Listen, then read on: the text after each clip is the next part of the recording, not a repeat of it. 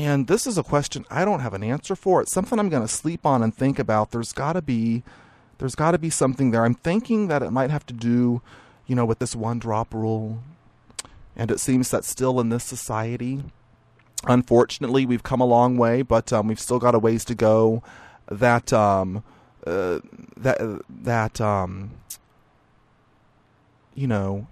still want to be as pure and as wide as possible because there's more avenues open to you. I'm thinking it's going to go along that line. I'm going to think about this one. Let me know your thoughts on that. And let me know if you have a different experience. Like I said, it seems to me that people only say you're passing when the person is of mixed descent and they go the white way, but that they don't refer to you as passing if you go and say that you're Latin or black or Asian or whatever it may be, even though you have that white in you. Let me know if you have a different experience with the term passing, and let me know what you think about that. Wow, we are almost out of time. Let me see, was there anything else? Write myself.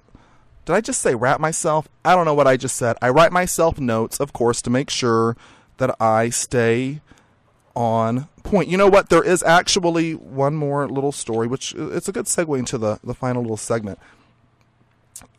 I bet you, like I said, the interns in here are very, very smart. Very, very smart. So they'll probably, be all over this. There is a researcher.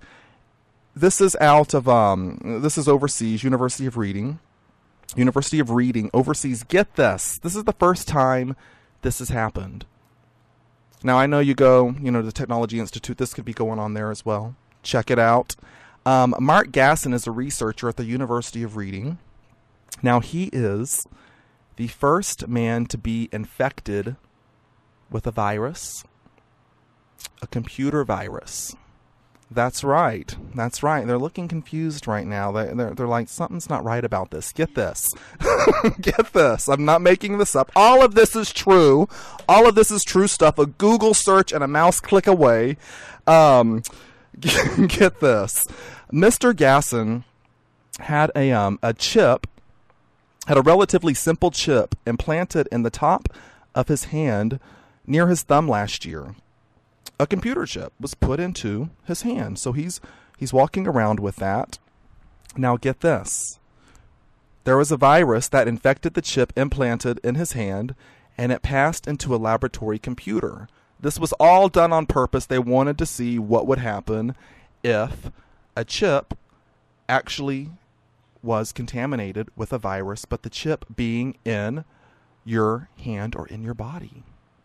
So Mr. Gasson, the researcher, has the chip in there. He gets a virus.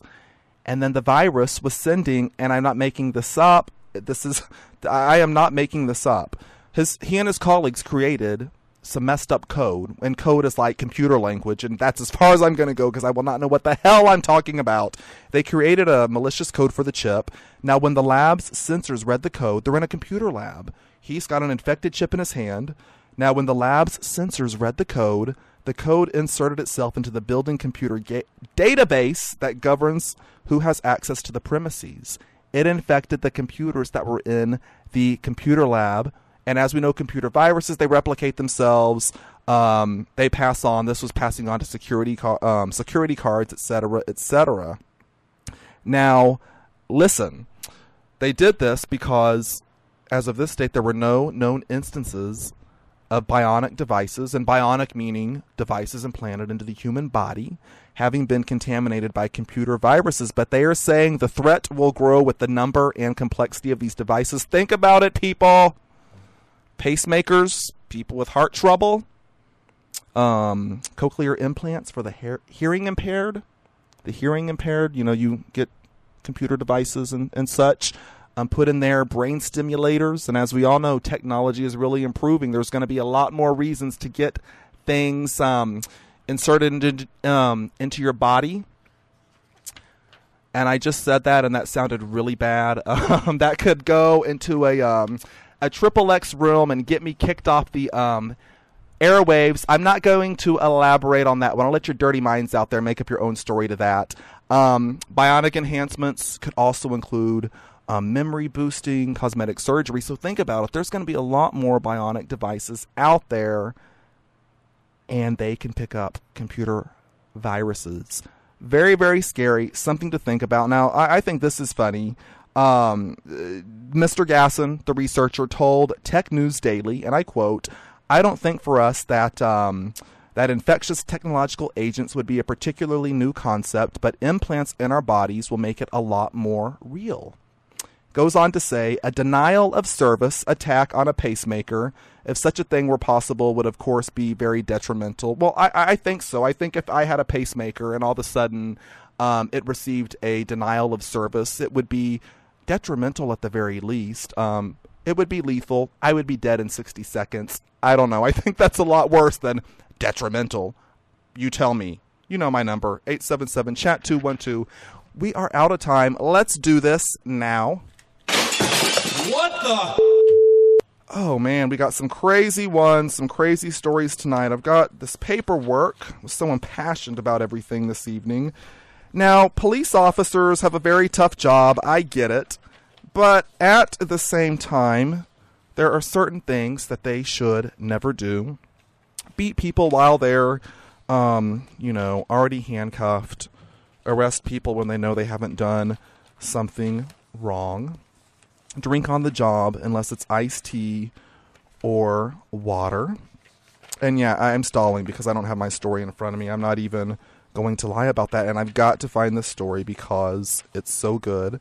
And I think that because I was so excited and just thinking about, the census stuff and, people jumping into nets at work, that I don't have this. There it is. The last page right there. Thank you, thank you, thank you. And this is something else police shouldn't do. Cleveland, Ohio.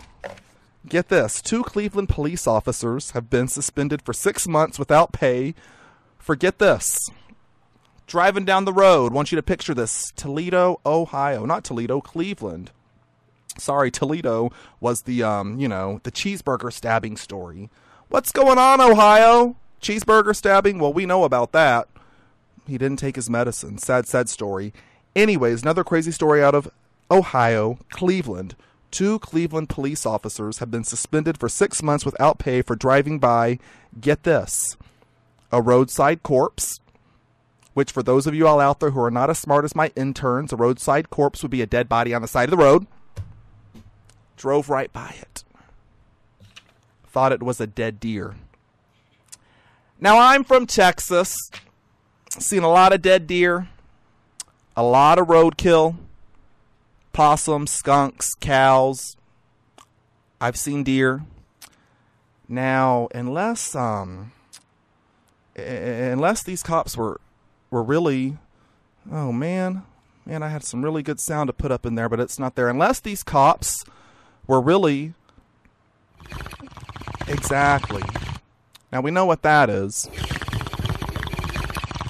They're not drinking a Coke with a straw that has a hole in it. They're sucking on a straw that's attached to something else that you buy at a head shop. You know what you put in there, that funny green stuff? Now, unless the cops are smoking some of that, and that's not a Marlboro Light cigarette, there is no reason why they should mistake a dead deer for a human being.